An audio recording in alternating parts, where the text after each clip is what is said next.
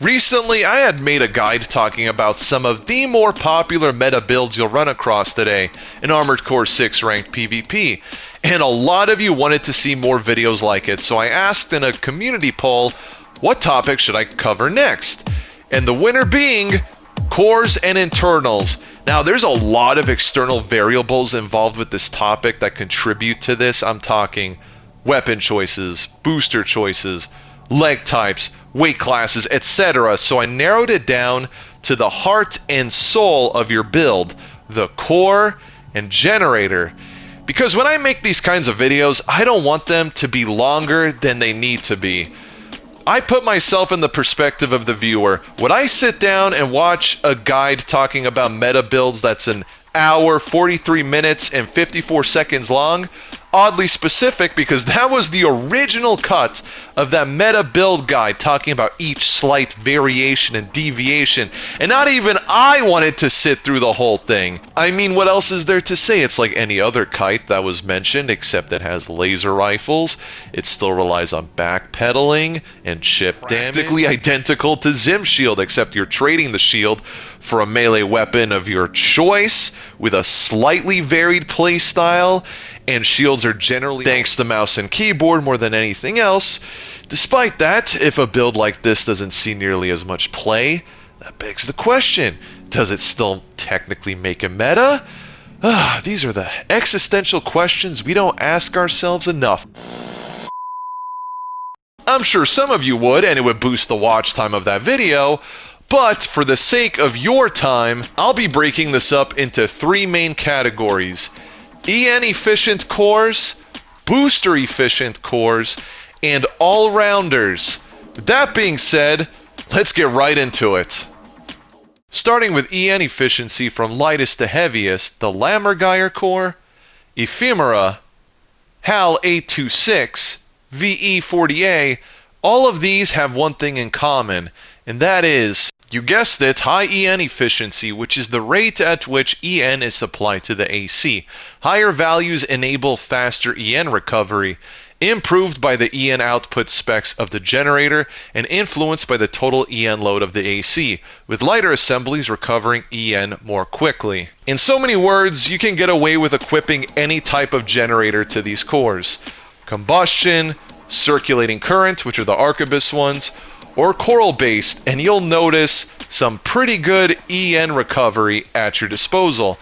But the real gimmick is when you equip something such as the VE20B generator or VE20C, because despite their suboptimal generator stats, they have amazing EN weapon specialization, which, if you don't know, increases the damage output of energy weapons.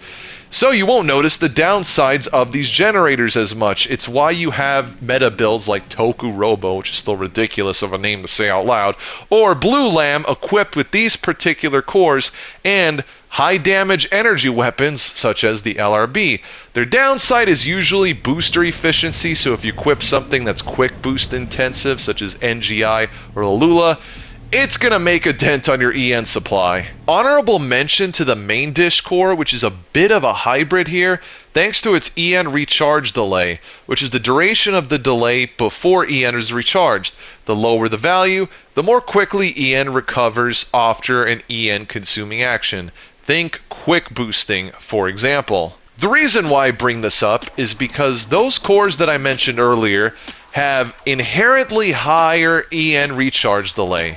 What this means is the main dish, by comparison, can be equipped with any coral generator and notice much less downtime between redlining the generator, which is the optimal way of using these coral generators.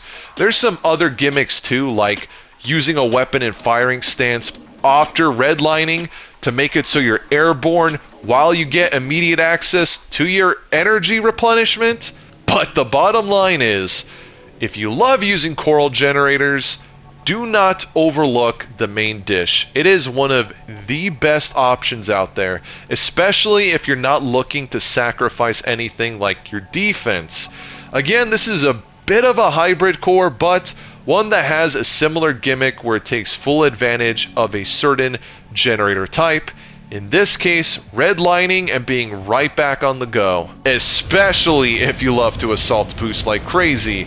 This is true to the AB shuffle technique as well. If any of this sounds like you, this is your setup.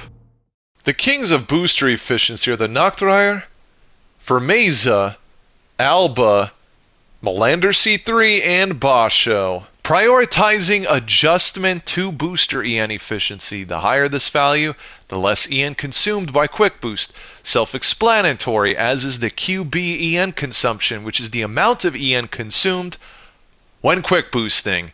EN consumption is reduced when using boosters with a lower quick boost EN consumption and cores with a higher booster efficiency adjustment. That is where these cores come into play, and their entire gimmick is about mobility. Being constantly on the move means you are going to be quick boosting a lot, so you don't want to use anything that jeopardizes this. As a result, with these cores, you can equip some of the best boosters in the game with the least amount of negative consequences. Think back to the QB intensive boosters I mentioned earlier, like the Alula or NGI, two very popular picks in Armored Core 6. This is especially important for something like a lightweight build whose entire survivability relies on not getting hit by their opponent.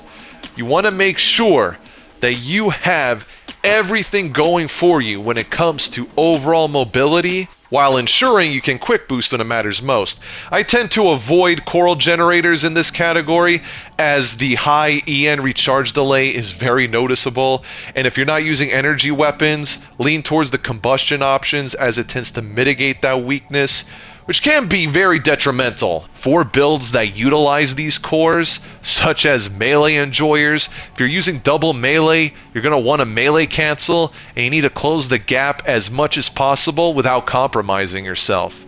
And as I mentioned, having as many quick boosts at your disposal is going to be the determining factor here, more so than some of the other builds that you're probably going to be putting together in the garage. Last but not least, the all-rounders, VP40S, good ol' Melander, and Mind Alpha. These cores are essentially the jack of all trades. They have good generator output adjustment stats, decent booster efficiency, but they don't necessarily excel in one particular area. Now, I will say the Mind Alpha is probably the most popular choice of the three, with the VP40S being the one that sees the least amount of play and essentially overlooked. It's still a very good middle of the ground option and will probably give you a better chance at equipping like any energy weapons along with either VE generator. Now I hear you ask, what about the remaining cores? I would classify them as outliers, as their strengths are very niche by comparison in one area in particular, like the Orbiter's low energy footprint and not much else. I wouldn't use them over the other categories, but don't let that stop you based on your build. Comment below which is your favorite core in the entire game. I really hope all of you found this video helpful and gained a better understanding of the correlation between your build's core and generator. This was a lot of information to condense into a somewhat short video. Probably could have made this longer for my sake, but as I said, I wanted this information to be approachable and easy to digest, which is something a lot of players take for granted given this series and its vast amounts of customization. If you enjoyed this, please be sure to like the video, leave a comment, and subscribe so you don't miss the next one. Till next time, take care.